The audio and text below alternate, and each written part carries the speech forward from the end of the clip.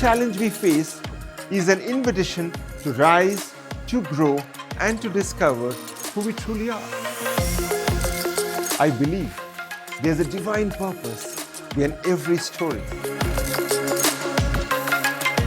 And in each episode, we seek to uncover that. So let's go beyond motivation, find out what really inspires you with me in this new podcast series called Inspirations with Dr. Sujit Paul. नमस्कार, inspiration with doctor Sujit Paul में आज we have a खास मेहमान Anshu Jamsenpa. She is an Indian mountaineer and the first woman in the world to scale the summit of Mount Everest twice in a season, and the fastest double summiter to do so within 5 days. She was awarded India's fourth highest civilian award, the Padma Shri, and the CNN IBN Young Leader Award in 2021. We welcome Anshu on stage. Thank you for coming over. We want to hear from you the fascinating experiences of being into that scale of movement that would inspire every single Indians or people across the world who would see this podcast. Jamsenpa in the studio. Thank you, Anshu, for coming over.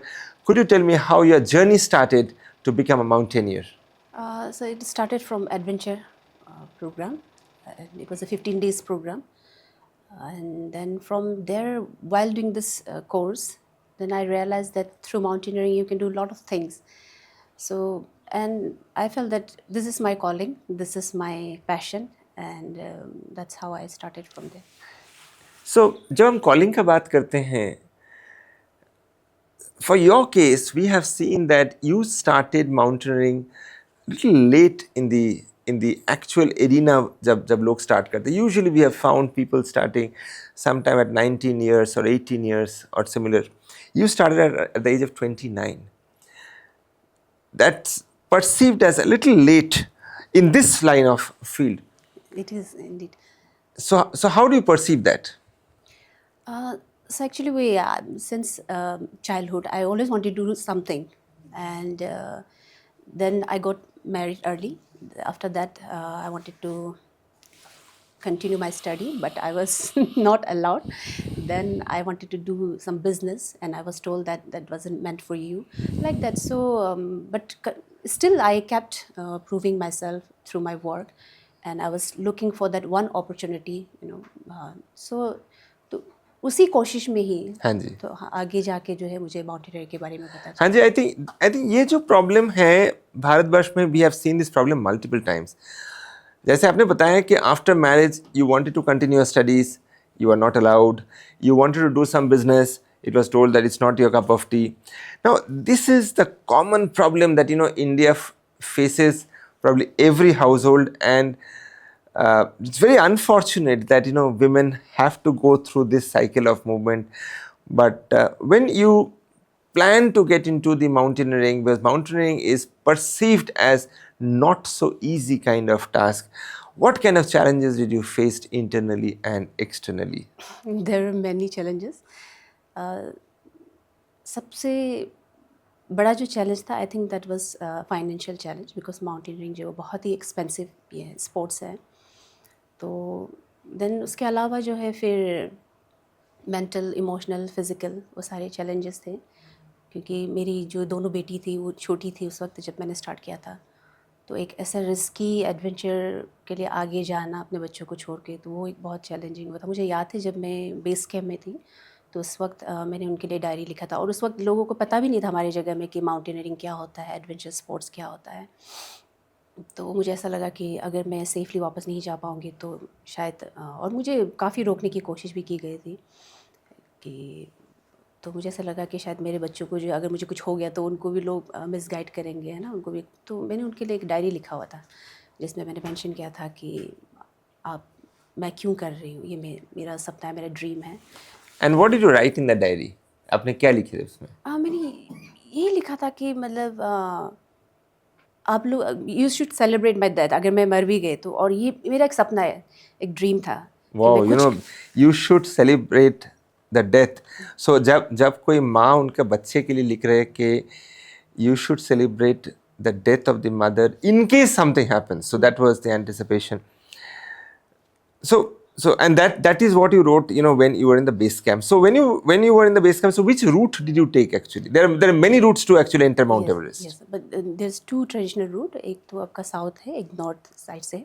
मैंने south से ही किया जितने भी expeditions किए, because north से जो है as Arunachali we are not allowed. तो But why is that so? Sir visa का इशू है, बिकॉज अरुणाचली को मतलब जो है वो स्टेपल वीज़ा देते हैं वो लोग अरुणाचल को. So can you elaborate a bit more for our audience when you say these two routes? Can you explain this more to our audiences? Explain in कि ये जो दो रूट्स हैं, ये दो रूट कौन कौन सा रूट से जाते हैं, how to take those routes. This also helps for young aspirant who may be looking to take a plunge there. तो साउथ से जो है वो नेपाल की तरफ से जाता हाँ है. जी, तो हाँ ये आपका लुकला से स्टार्ट होता है. You have to fly to Lukla, then वहाँ से जो आपका फुट मार्च शुरू हो जाता है. एंड फिर नॉर्थ की तरफ से जो है वो चाइना के साथ तिब्बत साइड से. तो लुकला से जब आप जाते हैं तो यू टेक दो small fleets. So it is how many seater? I think 15 to 16 maximum I guess. Okay. And roughly how much is the overall cost? Because you had also to sell your ancestral land to pursue your dreams. Roughly what would be the kind of cost if someone really wants to plan to take the plunge to plan for Mount Everest? So मेरे time पे तो it took me almost 25 lakhs. That was minimum. तो ये और ये जो 25 लाख है, ये कहाँ पे खर्चा होता है? इसमें परमिट में आपको सबसे ज़्यादा मतलब आपको Okay. पे करना होता है. देन उसके बाद जो है फिर आपका इक्विपमेंट्स का हो गया, लॉजिस्टिक, सारी चीज़ें. तो परमिट यानी कि किस तरह का परमिट लगता है, कैसे उसको लिया जाते हैं, तो अगर आप उस पर थोड़ा डिटेल में बताएंगे देन पीपल कैन अंडरस्टैंड.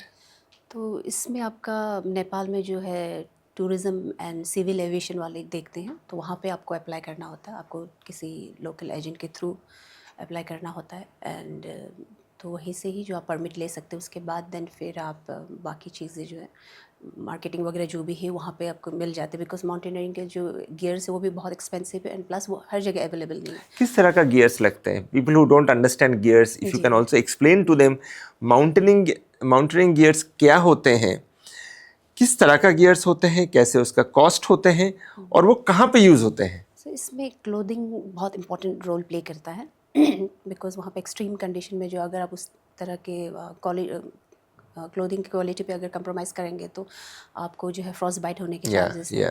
तो उसके लिए down acute sense of pneumonia होता है. जी बहुत सारे हैजर्ड्स हाँ हैं, जी, हाँ जी. Subjective objective. तो आपका डाउन सूट हो गया, देन फिर बूट हो गए, क्रैम्पॉन, हार्नेस, ग्लोव्स, इस तरह के जो. और what is the kind of temperature that you faced when you kept going up? सब वेदर बहुत ख़राब थे. कई बार तो ऐसे भी था, आई थिंक -50 60 आई थिंक ऐसा रहे होंगे. So coming back to the main frame, आप जब ये plunge ले रहे थे to take one of the highest peaks in the world, घर में कैसा सिनेरियो था? Because if you just think back, what was happening at home, what was happening at your family, how they were actually reacting to your thought process of you want to live your dreams, what was going on and how did you combated that? आपने उसको कैसे address किए हैं? Sir जब मैं adventure के लिए जा रही थी, जैसे मैंने बताया था. नहीं, उसके पहले बताइए. मान लीजिए कि जब आपने प्लान किए हैं कि आप you will take the route of adventure for Mount Everest, since that is your calling, आपने घर में बताए. घर में बताने के बाद you have your family, you have your husband. बच्ची तो तब काफ़ी छोटी थी, there is no point. You have the other extended families. So how was the reaction? What was the reaction? Sir actually मैं बचपन से ही एडवेंचर मतलब हूँ, तो ये पता है, सबको पता है. क्योंकि मैं हमारे वहाँ पे बहुत कम महिलाएं जो ड्राइविंग करती थी, तो मैंने ड्राइविंग सीखा. तो उस वक्त रास्ते भी बहुत ख़राब थे, तो ऑलमोस्ट लाइक ऑफ रोडिंग बोल सकते थे. देन फिर बाइकिंग हो गया, फिर रिवर राफ्टिंग, इस तरह के जो है कुछ ना कुछ जो भी एक्टिविटी मुझे मतलब अपॉर्चुनिटी मिलता था मैं वो करती रहती थी. उनको पता था कि मेरे अंदर ये है. एंड जब एडवेंचर के लिए जब मैं गई थी तो उस वक्त तो मैंने हस्बैंड को जैसे ही बोला था कि इट्स 15 डेज एडवेंचर हाँ प्रोग्राम, जी। तो मैं करके वापस आई। उसके बाद जो वहाँ से तो मुझे पूरा विजन मिल गया था कि मुझे कहाँ जाना है, क्या करना है, मुझे पूरा वो क्लियर था मेरे दिमाग में, but I didn't have the courage right बोलने के लिए ना राइट घर पे। राइट। तो फिर मैं बेसिक के लिए गई। तो बेसिक में जो है मेरे जो गुरु है, मैं बहुत फॉर्चुनेट हूँ कि मुझे ऐसा मतलब वहाँ पे इंस्ट्रक्टर मिले जिन्होंने मुझे बहुत सपोर्ट किया। और उनको भी शायद लगा होगा कि शी इज़ मैरिड ना, she has a daughter, family उनके घर पे है, तो शायद उनकी तरफ से उनको रुकावट होंगे। तो मेरे हस्बैंड को उन्होंने कॉल करके बताया कि मतलब शी हैज़ द पोटेंशियल, आप उनको ज़रूर सपोर्ट कीजिएगा, बहुत आगे तक वो जा सकते हैं, जो कि मैंने एक्सपेक्ट नहीं किया था। और नॉर्मली जो है कोर्स के दौरान आई डोंट थिंक वो बच्चों के साथ इतना क्लोजली इंटरेक्शन भी करते। मुझे याद है एक दिन मुझे कोर्स के बाद जो है मुझे बुलाया गया था, वहाँ पे सारे लोग इंस्ट्रक्टर वगैरह बैठ के उन्होंने मेरे बारे में काफ़ी इंक्वायरी की, पूछताछ किया। तो और मुझे बाद में यही बताया गया था कि मतलब ऐसे फिज़िकली फिट तो बहुत सारे लोग हैं इस कोर्स में, बट आप में जो है एक you are very determined, you are very dedicated, ऐसे करके। तो तब उसके बाद फिर तब मैं एडवांस के लिए गई। उसके बाद फिर एडवांस के बाद जो है आई थिंक मैंने सीरियसली जो अपने हस्बैंड के साथ बैठ के उनके साथ बात किया। उनको मैंने बोला कि Everest is actually my dream, तो मैं एवरेस्ट करना चाहती हूँ। तो उस वक्त वो काफ़ी सीरियस हो गए थे एंड देन उन्होंने भी ये भी बोला था actually it was my dream, मैं करना चाहती थी, मैं भी करना चाहती थी, बट मुझे ऐसा मौका नहीं मिला कि मैं फॉर्मल ट्रेनिंग के लिए जाऊँ, ये जाऊँ। तो आप अगर करना चाहते तो ठीक है, अच्छी बात है। मैं आपको तब तक तो मेरा एडवांस भी हो चुका था, उनको फीडबैक भी मिल चुका था कि मैं बहुत अच्छा कर रही हूँ करके। तो फिर भी आई थिंक उनको इतना कॉन्फिडेंट नहीं थे मेरे तो, लेकिन मैंने कंटिन्यूसली उनको मैं पुश करती रही। और जैसे मैंने बोला था कि मैंने अपने काम के थ्रू जो है उनको मतलब कन्विंस कर लिया था कि मैं कर सकती हूँ। उनको ऐसा मौका मतलब रखा ही नहीं कि वो बोले कि ये तो आपकी बस की बात नहीं, आप बट नहीं इट्स कर एक्चुअली सकते। Very good you know, because आज का ज़माने में क्या होता है कि women get lot of resistance at home when they want to get into either a solo trip or kind of adventure trip. तो जो मेल फ्रेटर्निटी होता है, जो हस्बैंड होते हैं, they take the role of dominance कि नहीं भाई आपको सोलो में नहीं जाना है, आपको एडवेंचर ट्रिप में नहीं जाना है। तो और घर में ऐसा एक माहौल क्रिएट हो जाता है कि it becomes very toxic at that point of time. And someone who have the courage, the strength, the ambition, कुछ देर बाद वो बोलते हैं चलो कोई बात नहीं हम नहीं करेंगे। So and that we lose lot of talents in from the country. So other than this situation, ठीक है मैं समझ रहा हूँ कि your husband was also not kind of very comfortable, but ठीक है it went through. Was there anyone else who really helped you to conquer the Mount Everest? बहुत सारे लोगों ने जैसे आपने बताया आपका कोई गुरु थे, जैसे कोई गुरु हो गया, कोई दोस्त हो गया जो आपको कंटिन्यूअसली आगे बढ़ने के लिए मोटिवेट किया है।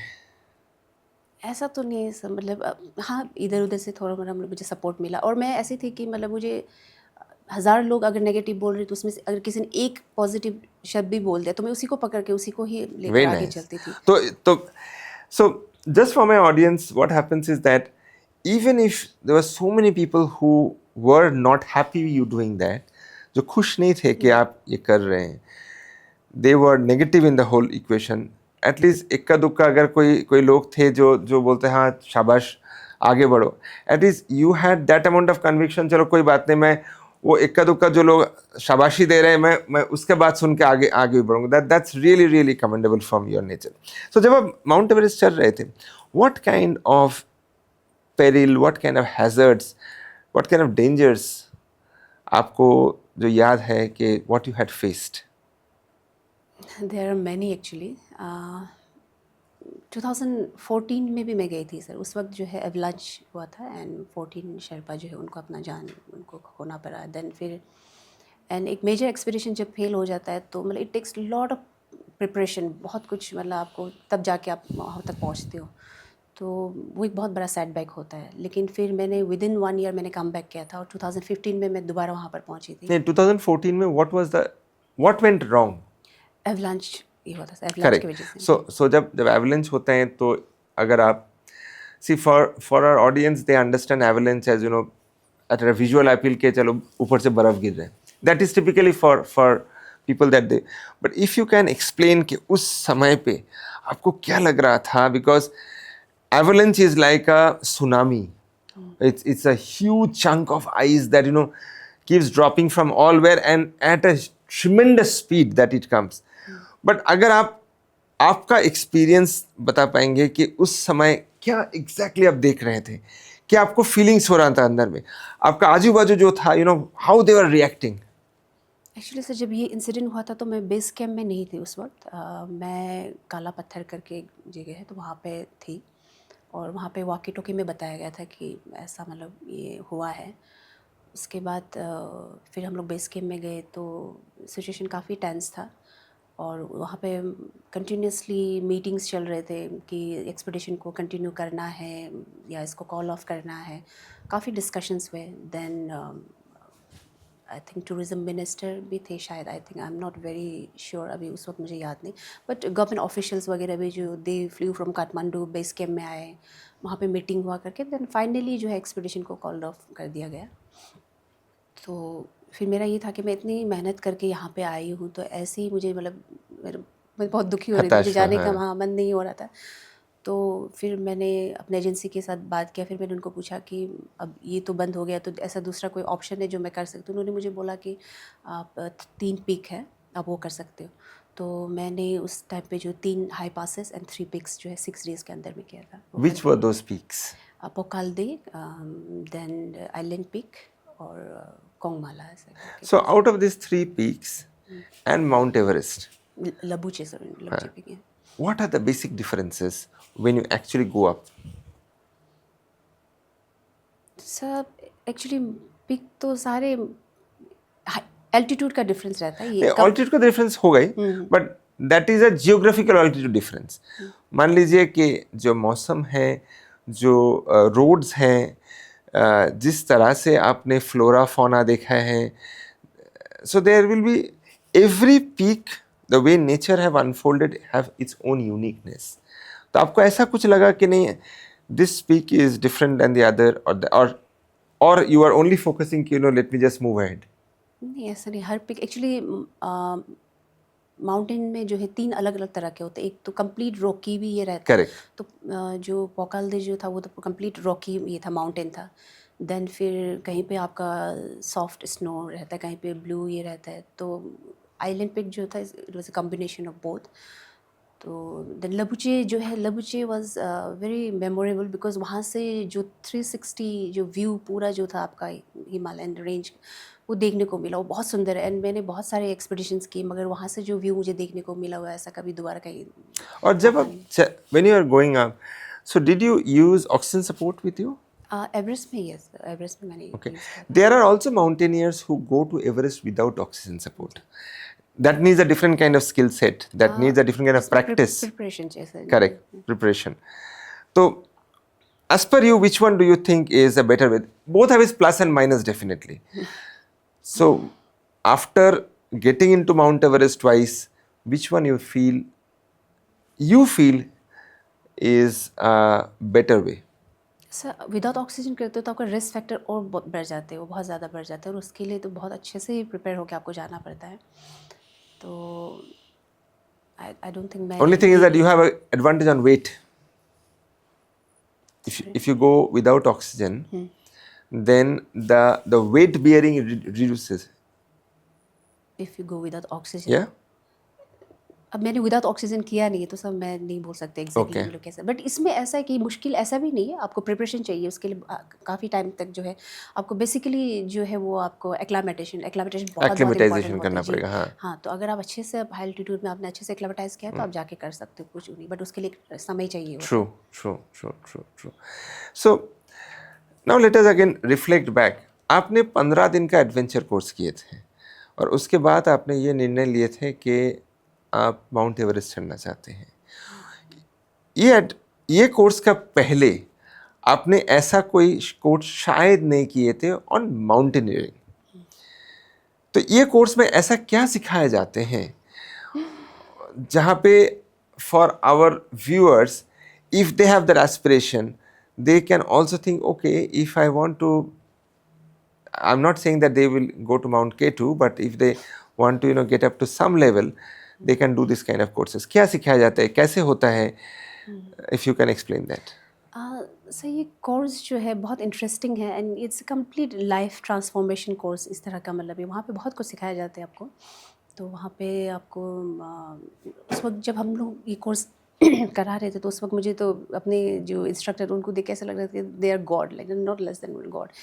तो वो हर चीज़ कर रहे थे, तो वहाँ पे बहुत कुछ मुझे सीखने को मिला। बहुत स्टोरीज़, आई थिंक इसको मैं समराइज़ करके नहीं बोल सकूँगी, बट इसमें आपका हमें हर तरह के एडवेंचर में जो है water, land and aero sports होते हैं, तो उस सब के बारे में बताया, हमें सिखाया। देन फिर रैंडमली आपको फिर अलग अलग सब्जेक्ट के ऊपर क्लास भी लेते थे, जैसे टूरिज़्म का हो गया या फिर कोई टॉपिक आपको दे दिया। बेसिकली इसमें आपको मतलब अपने आप को रीडिस्कवर करने का आपको मतलब मौका देते ही। और ये कोर्स कहाँ पे सिखाया जाता है? मैंने ये मणिपुर में किया था सर, और ये अभी मैं खुद भी सिखाती हूँ। ये कोर्स जो है करीब 15,000 से ऊपर जो है बच्चे महिलाओं को मैं दे चुकी हूँ। तो इसमें फिर मैंने और भी बहुत कुछ ऐड किया है, अब जो मैंने सीखा है अलग अलग। मैंने क्रब मागा किया हुआ है, तो मैं सर्टिफिकेट मतलब ये, फिर देन योगा भी किया है, मैं सर्टिफाइड मतलब वो इंस्ट्रक्टर हूँ। तो ये सारी चीज़ें भी थोड़ा डिटेल में बताइए इसके बारे में। तो इसमें सब मैराथन वगैरह सब कुछ हम लोग करते हैं। बच्चों को 1 वीक का रहता है, इसमें 10 डेज़ का रहता है, मैक्सिमम 15 डेज़ का। तो इसमें मॉर्निंग 5 बजे से लेके शाम इवनिंग तक जो है आपका पूरा प्रोग्राम उसमें रहता है। तो उसमें अलग अलग चीज़ें उनको सिखाते हैं, उनको वीडियो वगैरह भी दिखाते हैं। एंड हर दिन कोई ना कोई ऐसे गेस्ट को भी हम लेकर आते हैं जिनके स्टोरी से वो कुछ सीख सकते हैं। एंड वो जो गेस्ट होता है वो अलग अलग फील्ड के होते हैं। हाँ जी। तो बेसिकली इसमें उनको एक एक्सपोजर मिलता है, अलग अलग एक्सपोजर जो है। तो वहीं से बच्चे अब डिसाइड कर सकते हैं कि उनको क्या चीज़ क्लिक किया, उनका क्या इंटरेस्ट है। तो इस तरह का और अपने जो वीकनेस है, स्ट्रेंथ, उसको किस तरह से आइडेंटिफाई करें, इस तरह से and how to address that. Yeah. So when you started taking your journey from base camp, आप लोग सब मिला के how many people were there in your group? Sir इसमें मैं 11 में तो मैं अकेली गई थी वहाँ से। देन फिर आई थिंक फिर वहाँ पे इंटरनेशनल टीम था, उनके साथ में मैंने किया था। कौन कौन सा देश से था? अलग अलग थे सर, यूएसए के भी थे, स्वीडन के भी थे, ऐसे करके। तो करीब आई थिंक 12 या 13 लोग। What is the difference that you have found the government support for Indian mountaineers vis-a-vis the mountaineers from advanced countries like USA, Sweden जैसे आपने बताए हैं? बाकी स्टेट का तो मुझे नहीं पता सर, लेकिन हमारे वहाँ पे तो कुछ भी नहीं था सर। स्पोर्ट्स पॉलिसी ही नहीं थी जब मैंने स्टार्ट किया था। और मुझे याद है जब हम लोग पहली बार जब मैंने एवरेस्ट करके जब वापस गए थे और हम लोगों का रिसेप्शन रखा गया था, तो उस वक्त जो है फॉर्मर जो चीफ मिनिस्टर थे, तो उन्होंने वही बोला था कि मतलब हमारे यहाँ पे तो स्पोर्ट्स पॉलिसी भी नहीं है अभी, बट डेफिनेटली हम लोग कुछ करेंगे ऐसे करके। तो बाद में ही वो स्पोर्ट्स पॉलिसी बना। देन फिर स्पोर्ट्स पॉलिसी, फिर माउंटेनियरिंग के बारे उसमें कुछ इंक्लूड नहीं था उसका। तो बाद में अभी माउंटेनियर्स को भी अभी वो लोग सपोर्ट करे दे रहे। इस तरह से धीरे धीरे वो चेंजेस आए। तो आपको क्या लगता है, see this is one of the very rare combination of sports. आपको क्या लगता है, हमारे यहाँ पे अगर मान लीजिए क्रिकेट होते हैं, specially men's cricket, it gave lot of fan followers. शायद वुमेंस क्रिकेट का उतना ज़्यादा फैन फॉलोअर्स नहीं है जितना मेंस क्रिकेट का है। दूसरा स्पोर्ट्स का, जैसे आप माउंटेनियरिंग की बात कह रहे हैं, सो ये मकाम पे पहुँचना आसान नहीं है। This is one of the toughest kind of adventure that can ever happen. But why do you think in India still it is so behind कि लोगों को पता ही नहीं है ये क्या है? Means आपको क्या लगता है? Means what do you feel? Why is it so that in India we hardly speak about it? Even मेरे दिमाग में भी क्वेश्चन आया था, बिकॉज ऐसा नहीं कि मैं फर्स्ट व्यक्ति हूँ जिन्होंने माउंटेनियरिंग किया है। मुझसे पहले भी काफ़ी सीनियर मतलब, बट क्यों, वाई, मतलब ना, तो उसका तो I think it's because we started late. मेरे ख्याल से वही है, अब धीरे धीरे चेंजेस हो रहे हैं। So if you have to suggest young girls who are aspirational, but जैसे आपका घर में भी you had faced challenges when you wanted to go through, and because of that challenge now you want to stop mountaineering in spite of that being a passion for you. What will be your advice to other women or other girls? आपका क्या सलाह रहेगा? In general, to other girls या other women, अगर वो चाहते हैं to leave their and lead their passion, कुछ भी passion हो जाए, आपका क्या सलाह होना चाहिए? What would you suggest? Actually, I'm not very clear with the questions. Okay, I'll reframe and make it simple. Most of the women and girls, जैसे आपने बताया, they face problems or challenges when they want to lead a passion. जैसे आपका passion था कि you will be into mountaineering. अगर कोई चाहते हैं कि okay, they will also lead similar to you, or they don't get enough support from family, तो आपका क्या विचार है, क्या करना चाहिए? इसमें तो सर जैसे मैंने बताया था कि आई थिंक बिगिनिंग में तो मतलब इट्स ऑलवेज आपको पहला स्टेप जो है वो अकेला ही लेना पड़ता है, बाद में जो धीरे धीरे धीरे करके फिर then you get the support. मेरे केस में भी यही हुआ था। तो इसमें मैं यही कहूँगी कि that courage and fire has to come from And consistency of हाँ, belief. कंसिस्टेंसी तो दैट इज़ की। Yeah. कोई भी चीज़ को करने के लिए, उसको अचीव करने के लिए तो you have to be consistent, Yeah. No doubt about it. तो यही एंड सेल्फ मोटिवेशन के बारे में भी बोलती रहती हूँ। मैं ये बोलती हूँ कि दुनिया चाहे एक तरफ भी हो जाए, बट आपको अपने आप के अंदर जो बिलीफ रखना है, आपको अपने आप को मोटिवेट करते जाना, you have to continue. But unfortunately we find कि सब लोग शुरू तो करते हैं, फिर वो मोटिवेशन पता नहीं कहाँ ख़त्म हो जाता है, यानी कि अंदर में था ही नहीं शायद, तो that is the reason they don't progress ahead. इसीलिए मैं वही बोलती हूँ कि आपको मोटिवेशन कुछ भी चीज़ को स्टार्ट करने के लिए जो है, you have to have the right kind of motivation, you have to be very clear with that. Yeah. क्योंकि जर्नी आगे जो जाके होता है, जितना बड़ा आपका सपना उतना ही बड़ा आपका स्ट्रगल होता है। Correct, correct, तो correct. उसमें जो अगर आप you are clear with your motivation कि आप क्यों करना चाहते हो, क्या है, तो उससे क्या होता है, आपको बहुत कॉन्फिडेंट मिलते हैं, बहुत आपको एनर्जी मिलते हैं, and you can survive. Yeah, I think most important is that they need to change their belief system. Motivation कितना दिन रहेगा? Unless वो belief system change होगा, नहीं तो क्या होगा, 1 साल करेगा, 2 साल करेगा, फिर छोड़ देगा. And they will not progress ahead, and they will start blaming the society, blaming this, that, and ultimately, you know, they are not progressing. As simple as that. So we have come on the last phase of this. So as an Indian mountaineer and one of the first women in the world to achieve this kind of success, what is one message that you would like to give to youngsters? that take care of your health, physical health and mental health. It's very important. अभी specially हमारी जगह में जो है, मैं बच्चों को जो देख रही हूँ, मतलब देर डिप्रेशन की तरफ जा रहे हैं, ड्रग्स की तरफ जा रहे हैं, ये करें, तो मैं इनको यही कहना चाहती हूँ, इसके लिए जो है I suggest them to meditate, pranayama. इससे जो है आपके जो एटोनॉमिक नर्वस सिस्टम है उसको रेगुलेट करने में वो हेल्प करते हैं। बहुत ज़रूरी है आपके मेंटल, फिजिकल और इमोशनल I think के लिए। that these are good messages for all our audience, you know, for all of you to understand that Anshu is one of the rarest talent that India ever have, and being the first woman to achieve this kind of success, that too when we talk about Mount Everest, it's not easy. For people to get up every single day and say that, you know, I will win this day is important, every single day. And that can only happen if your belief systems are right, if your belief systems are positive, if your belief system is in that level that whatever said and done, if you set a mission for your own growth, you will try to attain that mission in the right virtue, doing the right kind of things. And if you believe in yourself, then days would pass by to weeks, weeks to month, and month to year, and you would continuously try every single day, and you will become unstoppable. Thank you so much, Anshu, for coming us on the set, and I wish all of you have a great inspirational story from Anshu Jamsenpa. Thank you. Thank you.